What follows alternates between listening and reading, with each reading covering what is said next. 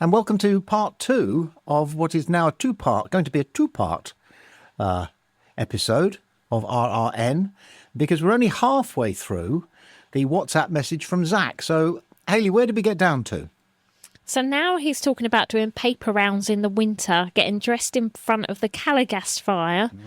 So he was going from being ice cold to hot in seconds. And he talks about the orange glow reflecting across his parents' lounge and the smell of burning when you just got that bit close. And then he talks about his Ready Brek porridge advert with the boy glowing on his way to school. I remember that when the kind of the white thing would be running, wouldn't it? And then glowing as it was running. Yeah. And he said, I know you've done old adverts before, but the ones that spring to mind for him are the shake and vac, to put the freshness back, do the shake and vac, that one. And our White's lemonade. In that advert was a bit of a sauce. Oh, We all thought the same thing, Duncan. I think there was pampas grass in their front garden. She was the randy housewife you wish lived next door. Well, you could tell by the wrist action with the shake and vac container. Yes. There are many, many clues. I know. I'll tell you who she is. She's the woman in that doodle-doodle-doodle-loom. Oh, Bobby Goldsborough. Yeah. It was a hot afternoon, the last day of June, and the sun was a demon. Oh, it's a great song.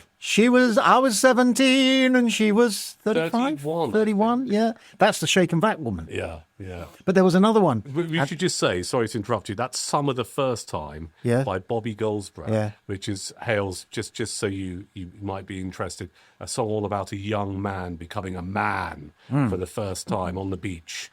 Because when the sun set, he was a boy. I saw it on their patio. But anyway, carry on. You? Oh, yes. But when the sun came up, he was a man. Yes.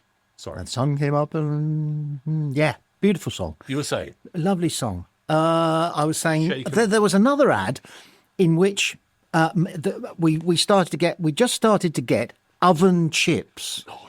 Do you remember the arrival of oven chips? You could have chips at home and not muck about with one of those chip pans. Yes, McCain's oven chips, Well, they made those and they flogged those and they were great. And they still are. You can put them in the air fryer now and you don't have to think. We have them in the freezer. There. Yeah. But then they came out with sort of diet McCain's oven chips, right? And the woman who looked like the shake and vac woman used to put her hand up against the side of her mouth and whisper into the camera, 40% less fat. And she did it like that. And I got a twitch. I tell you, my trousers twitched straight away. 40% less fat. And I thought, if she's prepared to be as secretive as that about oven chips, what would she do to me that neither of us could tell our parents about? That's how it worked. That's the human mind and the male libido, I think. Now, it's interesting you should talk about McCain oven chips, because I'm a big McCain oven chips fan. Do you remember, and we used to have this as tea sometimes, as a bit of a treat, McCain's oven chips, and it was, and I'm going to have to consult Google. They were like beefsteak. They weren't proper steak. It was like beefsteak. And it was like, the advert, I remember the advert on the TV, and it had builders in a van. Yes. All singing. Yes. And the chorus was, hope it's chips, it's chips. That's going to really annoy me. I'm going to have to Google it. What was the product? It was like, there weren't proper steaks. It was like, it was basically a beef steak that was formed from beef. Yes. And you put them in the oven. I'm going to have a quick Google. I know the ad you mean. I don't think it was chips that they sang about. Does that ring a bell at all with you, Hayley? No. Hang on. Hope it's chips advert. Here we are. Hold on. Oh, I've got it. Found it. Will it be something? Will it be? Here's what we hope it'll be. Will it be chips? Be chips? No, it was something more specific. I'm getting a little bit closer to it.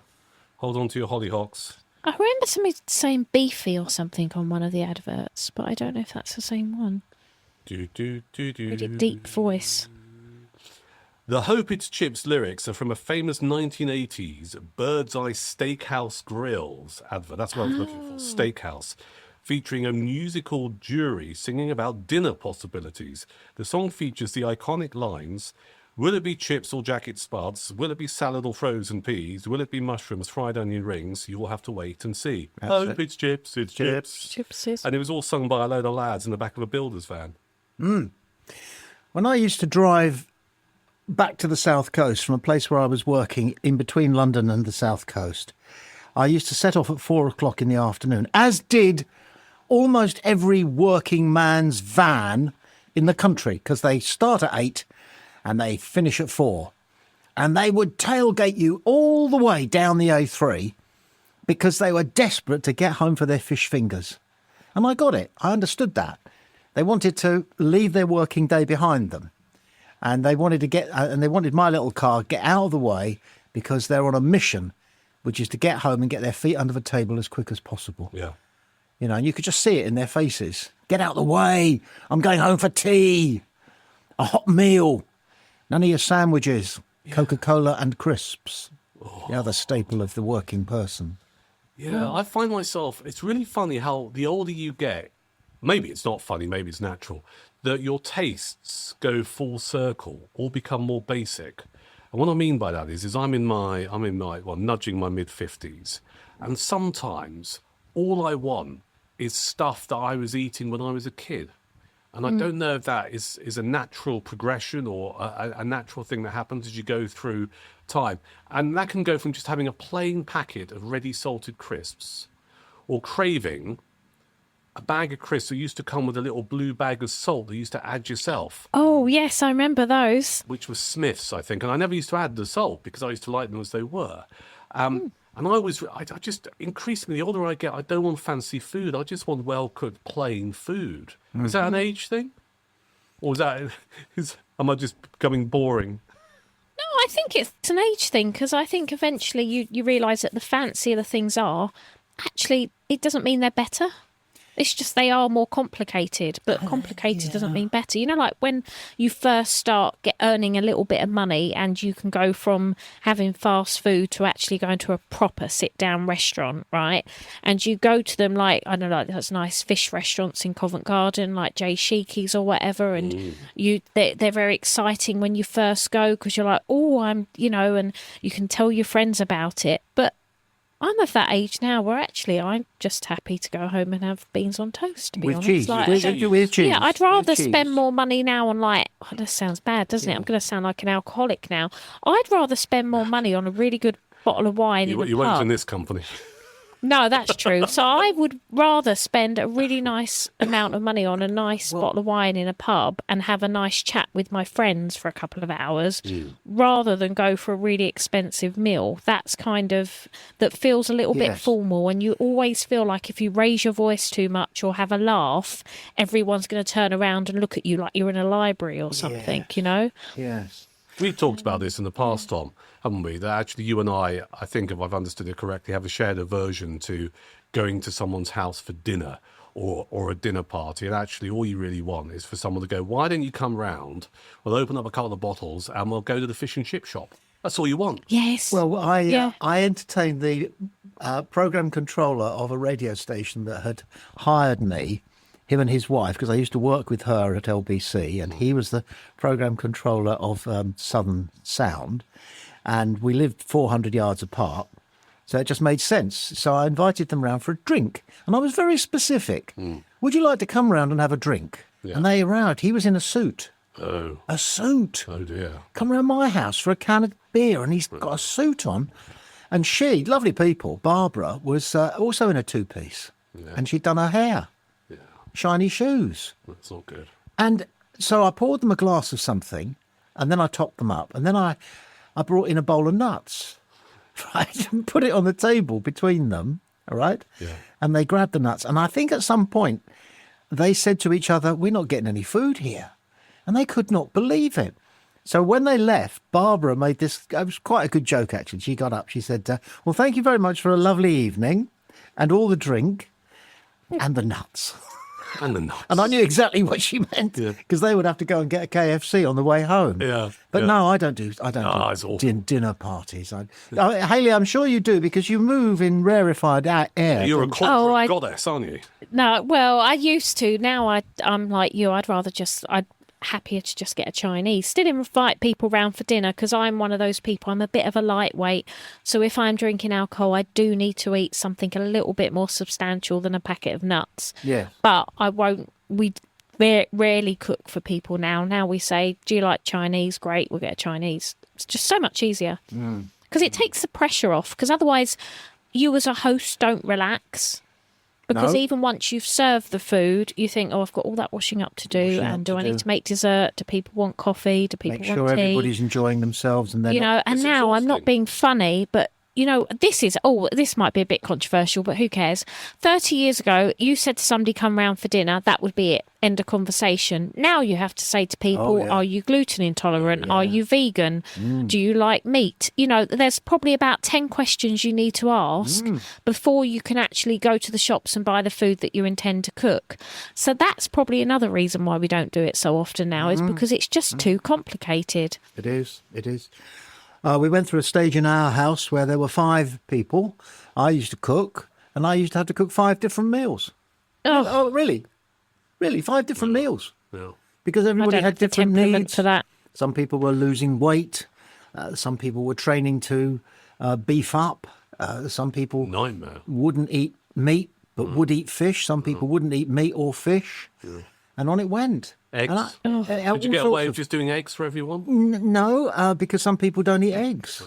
Exactly. It's so complicated. I do remember being sent upstairs, though, to play upstairs when my parents had dinner parties when I was growing up, though. And you kind of tried to sneak over the railing, didn't you, of the staircase to see what everyone was doing or wearing. There's a woman in Australia, and I read about this in a woman's magazine, that I think fell open in the dentist's. And What a woman. but no one travels in. Her legs fell open, did they? Hayley, I'm shocked. I don't know. Well, this is going Well, somewhere. it's Tommy. We never know what he's going to come out with. do we? So- She claimed to be, and you may have heard of this woman, she claimed that she had not eaten anything for 3 years. Not eaten anything. Rubbish. And they were saying, how does it happen? She said, I don't know. I seem to be able to metabolize everything that's necessary without actually eating anything. And then she supported this claim by saying, and in the last 3 years, I've only done one poo. Oh, It was about the size of a rabbit dropping. And there's muggins me reading it. But it fascinated me, the idea that you could get away with claiming that you've never eaten anything for 3 years. And she did. She got away with it. You don't think that's true? So you think she was lying? I mean, could you survive? on Well, I always water and sugar thought in water. when he was doing his I always thought Gandhi had a Mars bar down his loincloth. Maybe. David Icke Yes. was I think he was a sports presenter, wasn't he? BBC South, I think, wasn't he? He was a very good goalkeeper for Leeds United. That's right. Before he decided that he was, what did he claim to be? Some kind of prophet, or But he came and went, didn't he? he did. He's still very active online. I'm just googling David Icke because we don't want to be the broadcasters of incorrect information. In the meantime, can we just return to adverts for a second? Because one of my favourite adverts was for R. White's lemonade. Yes, I'm a Zach mentioned that one secret as well. lemonade drinker. Now, here's the question. Yes. What do we know about the man who appeared in the advert who sang, I'm a secret lemonade drinker? Well, he's now a known eccentric, and he still works. He's a sort of bit of a character actor and a bit of a character, but he's still alive, and he is famous for that ad. Do we know who his son is? Go on. Very famous. His son is David McManus, otherwise known as Elvis Costello. No, Really? I did vaguely That's so know. cool. Yeah. Oh, Declan McManus. Yes. Well. I know. Isn't Yeah. life strange? David Icke's still doing the rounds. He lives on the Isle of Wight, has done since 1982. Very, very, very David Icke living on the Isle That's of what I Wight, thought. Yeah. isn't it? Or the island, as they all call He's it. described as a conspiracy theorist. Ah. Yeah, I can't be asked to read anymore. Are you bothered about conspiracy theories, Hayley, or are you above all that? I think I'm above all it, but I don't mind. I don't mind reading about them, but I do chuckle along, thinking, What "Gosh, sort of conspiracies? just floats your the boat? ones like Elvis never died." That's the biggest one I find fascinating, to be honest. I'd quite like that to be true because I really like Elvis music, and if he ever popped up anywhere, even if I guess now he'd be in his 90s, I mean, honestly, that would just be earth-shattering, wouldn't it? I Like, want him literally. to be alive. I have a little theory, Yeah. and it's always been in the back of my mind to one day write a book based on this, which I'll never get around to doing, so I don't mind sharing it. I really want it to be true that there is someone somewhere who offers people in the limelight the opportunity to escape from the pressures of stardom and the limelight by appearing to have died. And I want them all to live on an island somewhere. So I want Elvis to be there. I want Jimi Hendrix to be there. I want Jim Morrison of The Doors to be there. Andy Kaufman. Him as well. I'm predominantly thinking musicians, but Andy would be allowed. I want Glenn Miller to be there because where's the plane? They never found the wreckage. As the All man of said, this. Glenn Miller shouldn't have died. He should have lived. His music should have died. No, that's an awful thing to say. Oh no, I like In the Mood. And Moonlight Serenade is a lovely piece. It has a symmetry, though, doesn't it? It does. Oh, yeah. I mean, you could argue that Glenn Miller was no different from Stock Aitken Waterman in the 1980s. It was just like, that's the formula, lads. Let's knock another one out. Yeah, the film's Well, not good. like that. I like the film. Yeah.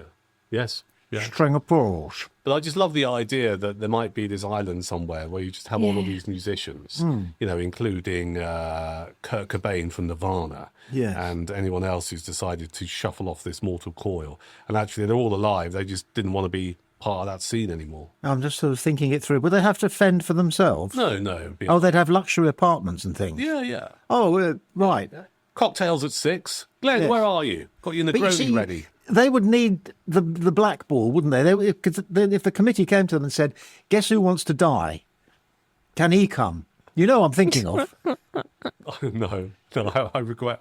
Who? well, the man who had his own island. Oh, that one. Yeah. Him. No, him, that's taking him. it down the slightly unpalatable route. I just wanted to be musicians who got to the stage where they thought, I don't want this anymore. And there's a secret society that allow them to go somewhere. And Yeah, they're I love funded that. they're funded Yeah. by their royalties. I mean, obviously, Michael Jackson wouldn't be allowed, but certainly other musicians who left early would be. Yeah, it reminds me a bit of there's a nursing home, or I think it's a nursing home. I used to be in like a choir or a school like group, and we used to go and sing for them. It was something like the Great Rattlings, or what There's was a it couple of called? things. So where's that It was place? like the Variety Club or something. There's that place near Twickenham, Tom, where a lot of old actors go. What is it? Thames Television. That as No. well. And also there's a fundraiser called, is it the River Rats? I think there'd be a lot of tension on this island, Duncan, that you're talking about, and I think there would be fights. And I would pay good money to watch Elvis and Jimi Hendrix. Yeah. 15 rounds, 3 minutes each round, Yeah. 2 falls or a knockout to decide the winner. Yeah. Yeah. Yeah. Shirtless. So they do it topless. Well, I don't think those guys have ever worn. Well, no, Elvis wears a rhinestone shirt. I Would think weapons be allowed? handbags. Handbag. Yes. Rhinestone handbags. Yeah. Yeah. It could work. Yeah. We did something similar at Talk Radio when I was doing a very renegade afternoon show. My son's got this computer game which enables you to have boxing matches between people that you make up yourself. So I made up a perfect lookalike of Camilla Parker Bowles and another perfect lookalike of Princess Di, and I let them go at it. Yeah. And Scott Chisholm, who's this gigantic New Zealander who worked for Talk Radio, was so fascinated by this. He came into the studio and he said, "Can I join in? Can I do the commentary? I've always wanted to do commentary on a girl fight." And with that huge voice of his, he got straight into it. And Camilla comes out of the corner first and starts jabbing away. And Di's ducking and weaving and picking her off every time she... And he was in it. He believed it. He believed he was commentating on Camilla versus Di. Anyway, cat fights. Have you ever seen a cat fight or indeed a dog fight in a night spot? Hayley, I don't know how rough your part of London was. No, I mean that's the thing. I'm not saying that I was a princess or an angel, but I probably just didn't go to those places where No. I probably kept myself away from. The place I used to go to where occasional rough stuff would break out, what would happen is the rough stuff would happen on the dance floor. And blokes would be shouting, "Leave him, Kevin, he's not worth it." And the girls would all be standing on the chairs at the back, right? And they'd be shouting advice to their fella. It says, "Have him, Barry! Look out, Dave, he's got a bottle!" That's sort of, like the seconds in a boxing match. I once witnessed I'm trying to look for it now because I can't remember the name of the nightclub in Brighton, but I was in my early 20s. And heard Perm 2 from any 3. Yeah. Oh, hang on a sec. It wasn't a top ranked suite. But I witnessed a load of women having a fight, and I was genuinely shocked, but actually quite excited by it all.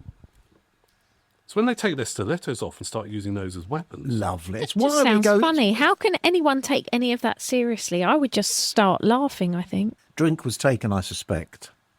Drink may have been taken. Have we finished Zach's WhatsApp?